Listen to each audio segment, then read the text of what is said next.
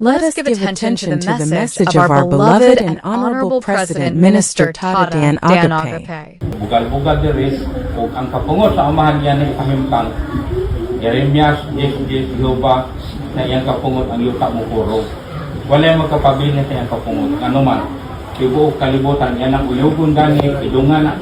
Uyugon na gayet niya, hangin nga kusog, yunami kan dako kay dagat mo lapaw pa ng buntod. Dahil ka ng kilat na maigo ka, maapog ka.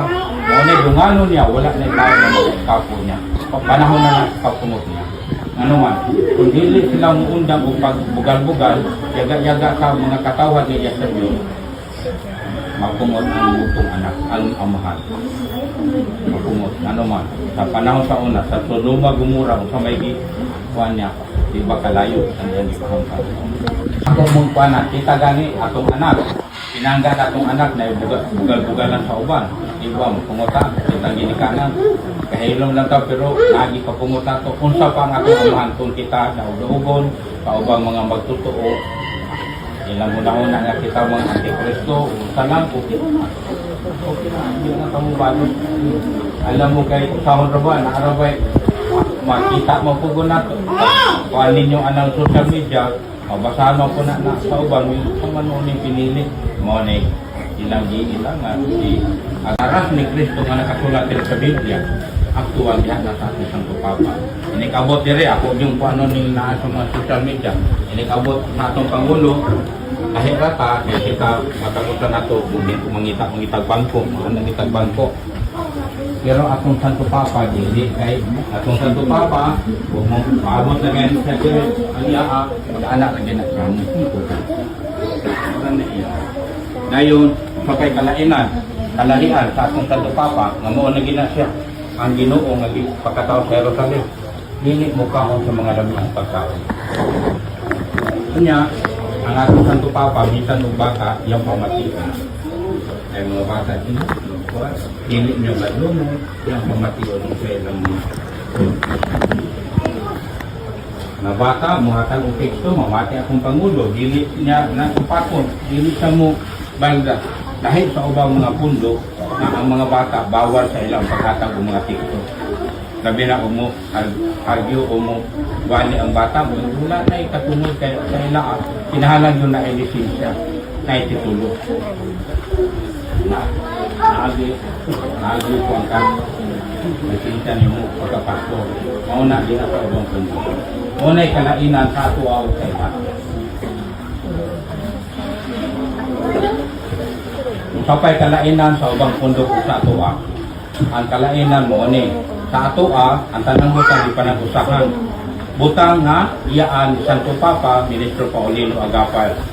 Butang gani kaning atong hata, ihatag halan kini halad na to, paghala diha, maabot sa iya, kaya ipalit na na yuta, tanang tao magkapuyo anak. O na dahil mga palagusahan na dayon ang tanang butang kay, tanang tao yan na mga kapuyo niya sa yuta nga napalit niya. Walay pilit, siyan kung saan pagtulunan sa iyang tribo, kung sa iyang reliyon, makapuyo ang yuta. Mauna ang kalainan, sa bagong ngalan na atong isang yaw. Pero mga tanak ko ninyo, kung may padaghano na to, kaning mga pagtulunaan nga nagdala lang tiyang ngalan pero manghikaw magdinalo sa butang nga iya sa Ginoo nga kining butang nga iya sa Ginoo man ni kaniyo dire karon ako lang may kasunod pag hatag ninyo dire maabot sa ako ni ipanghikaw nga malipay ang Dios anak ang tanak ko ninyo malipay ba ang Dios kamo dili tingali ang mga membro nila pero ang Dios masakitan ano man kaning butang na iyaan kaya kung maabot na sa iyang simbahan para na ibalik sa tanang mga tao angay-angay niya sa tanang mga tao kung sa syudad nga dako walay kapuyan mo palit yuta para nakapuyan sa mga tao dahil katuna sa bukid palit og yuta para magbaol ko itong atong mga cellphone nandito ang direct dagat ay mga panagat mauna ang humuon sa ating Ginoo. Wag kami makatuan anay inyo. Masayti mo sa inyo doktrina o pagtulong. Antod karon magwali lang mo bagong alang pili. Nya may doktrina ninyo, ito may kidilig ninyo.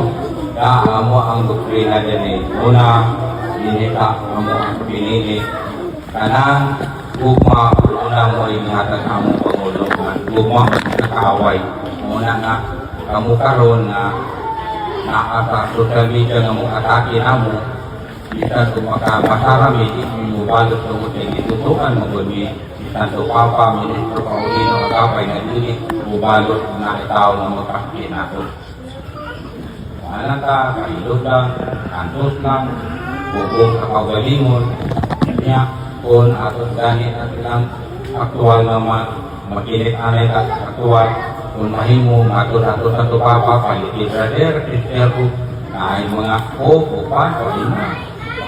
Malitay na po sila kay balik, ilakang ikuanan na tumod kay wakli mo pakankat siya o na tukunin mo o na hindi ko tumukuan na ito kung magpailalang lagi ako rin po ni Makwan sa ginagpay lang kaya lagi kung ang mabutan nila mo hilabot ano mo kung masuko sila ano man ano masuko sila o mula ko sa atong pundo inutan lang ng Kristo sa agapay sa tanisim o kulto sa agapay ano man, sumod ay ang atong amahan o magunaan kay ato idaog-daog dito sa erong kaling taon na ipangitangan yung paayon sa pagpatay ang ginagawa ng panahon.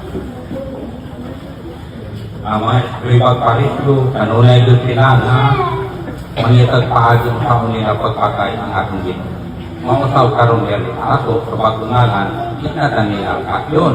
Pero ang mga puno nga sakit, pag-iay, pag-tamay, pag-ugal-ugal, ato pinang mga natin karong diinin panahon na. Hindi natin ato kain ano mo na kita magutong mga pinigit sa una, dire pag-ibulit niya sa napol sa Pilipinas. Maagi kaliha, mahadlok mo ito, kasi taon.